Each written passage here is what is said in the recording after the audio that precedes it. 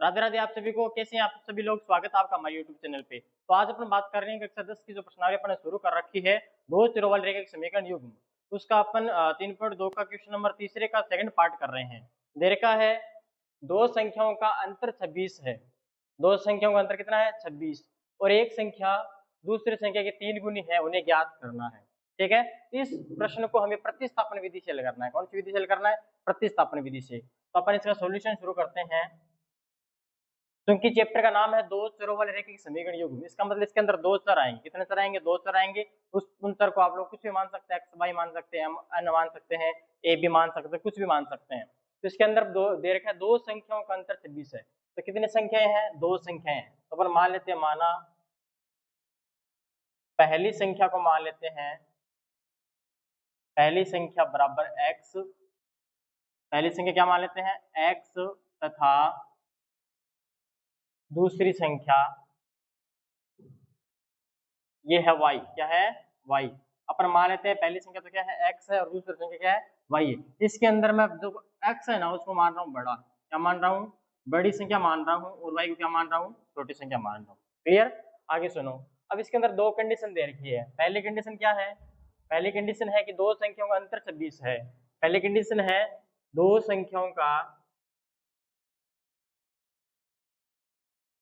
अंतर कितना है? अंतर जो है वो 26 है।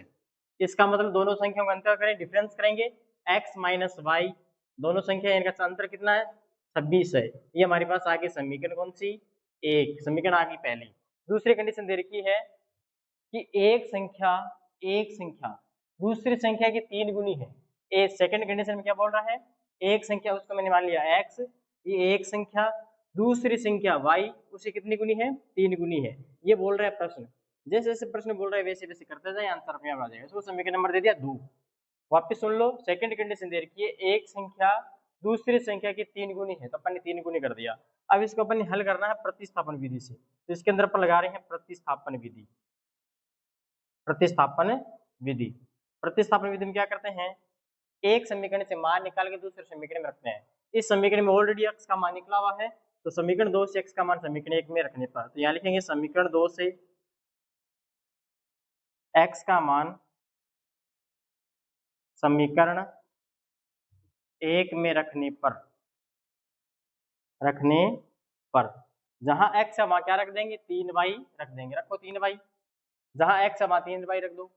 ये आ गया आपके पास 3y माइनस का y बराबर में क्या आ गया? 26। 3y में से y गया क्या भैया? 2y बराबर में 26। यहाँ से y का मान आ गया कितना? 26/2, यानी y का मान आ गया कितना? 13। ये y का मान आ गया। अब y का मान ला के समीकरण किस में रखेंगे? 2 में रखेंगे। y का मान समीकरण 2 में रख दो। y का मान समीकरण 2 में रखने पर समीकरण 2 में रखेंगे तो क्या आएगा? x बराबर 3 गुणा y का मान 13 है। x बराबर आ गया 13 गुण 40। इसका मतलब दोनों संख्या क्या आ गई? दोनों संख्याएं एक तो है 39 और दूसरी है 13 होगी। ये था क्वेश्चन नंबर इसका तीसरे का पहला क्वेश्चन। अब हम शुरू करते हैं दूसरा प्रश्न दे रखा है।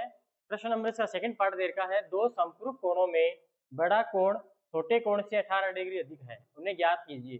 दो समपूरक कोणों में बड़ा कोण छोटे कोण से कितना अधिक है? 18 डिग्री अधिक, उन्हें ज्ञात करना है। अब ध्यान रहे, एक तो होता है पूरक कोण और एक होता है समपूरक कोण। इन दोनों का मतलब क्या होता है? पूरक कोण वो होते हैं जिन दोनों कोणों का योग कितना हो? 90 डिग्री हो। जिन दो कोणों का योग कितना डिग्री हो? 90 डिग्री हो, उन्हें बोलते हैं पूरक कोण। जैसे आ गया 30 और 60 है, 30 डिग्री और 60 डिग्री। इन दोनों कोणों का योग 90 डिग्री है, तो ये पूरक कोण होंगे। दूसरा आता है संपूरक कोण। जिन दो कोणों का योग 180 डिग्री हो, उन्हें बोलते हैं संपूरक कोण। जैसे आ गया 130 डिग्री और 50 डिग्री। इन दोनों कोणों का योग कितना डिग्री है? 180 डिग्री है, तो ये कोण क्या कहलाएंगे? संपूरक कोण कहलाएंगे। तो हमारा प्रश्न है दो संपूरक कोण में बड़ा कोण छोटे कोण से 18 डिग्री अधिक है। तो अपन मान लेते हैं बड़ा कोण को क्या मान लें? माना बड़ा कोण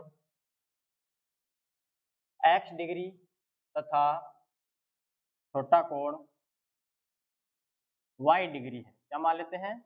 बड़े कोण को तो क्या मान लेते हैं? x डिग्री, और छोटे कोण को क्या मान लेते हैं? y डिग्री मान लेते हैं। अब देखो, इसके अंदर दो कंडीशन दे रखी है। पहली कंडीशन क्या है, संपूरक कोण। क्या है, संपूरक कोण है। पहली कंडीशन है संपूरक कोण, क्योंकि अपन जानते हैं संपूरक कोण, संपूरक कोणों का योग कितना होता है, 180 डिग्री होता है। इसका मतलब दो संपूरक कोण है तो x degree plus y degree बराबर कितना होगा, 180 डिग्री। ये आ गया हमारे पास पहली कंडीशन की पहली समीकरण। अब दूसरी कंडीशन क्या बोल रहा है प्रश्न में कि बड़ा कोण छोटे कोण से 18 डिग्री अधिक है। बड़ा कोण क्या माना था अपन ने, x डिग्री। सेकंड कंडीशन है बड़ा कोण क्या माना था, x डिग्री। छोटे कोण से 18 डिग्री अधिक है। छोटा कोण क्या है, y से कितना अधिक है, 18 डिग्री अधिक है। ये प्रश्न बोल रहा है, प्रश्न ये बोल रहा है कि बड़ा कोण x डिग्री छोटे कोण से 18 डिग्री क्या है, अधिक है। बड़ा कोण छोटे कोण से 18 डिग्री अधिक है। ये आगे समीकरण नंबर कौन सी, 2। तो इसको अपन हल करते हैं प्रतिस्थापन विधि से। तो इसके अंदर कौन सी विधि लगाए, प्रतिस्थापन विधि। प्रतिस्थापन विधि, प्रतिस्थापन विधि के अंदर एक समीकरण से मान निकाल के दूसरे समीकरण में रखते हैं। तो यहाँ से ऑलरेडी x का मान निकला हुआ है y प्लस 18, तो समीकरण 2 से 1 में रख देते हैं मान x का। तो x का मान समीकरण 1 में रखने पर, 1 में रखने पर 1 में रखते हैं, क्या आ जाएगा हमारे पास, यहाँ रख दो x का मान y प्लस 18 को, यहाँ y plus 18 plus y already है बराबर में 180 डिग्री। यहाँ से आ गया 2y प्लस 18 बराबर 180 डिग्री। इसको इधर भेज देंगे तो हमारे पास क्या आ जाएगा, 2y बराबर आ गया 180 डिग्री माइनस का 18 डिग्री। 2y बराबर आ गया 180 डिग्री माइनस 18 डिग्री। तो यहाँ से 2y बराबर कितना आ जाएगा, 180 में से 18 घटाएंगे, 2y बराबर 180 में से अपन 18 घटाएंगे तो कितना आएगा, 162 डिग्री आएगा। तो 2y बराबर आ गया 162 डिग्री, y बराबर आ जाएगा 162 डिग्री बट्टा 2, यानी y का मान आ गया 81 डिग्री। कितना आ गया, 81 डिग्री। ये y का मान लाके समीकरण किसमें रखेंगे, 2 में। y का मान समीकरण 2 में रखने पर, समीकरण 2 में रखो, x डिग्री बराबर y का मान कितना, 81 डिग्री प्लस 18 डिग्री, इनको जोड़ेंगे तो आएगा कितना, 99 डिग्री। अतः हमारे पास दोनों संपूरक कोण क्या आ गए, संपूरक कोण 99 डिग्री व 81 डिग्री है। ये इसका क्या हो जाएगा, आंसर हो जाएगा।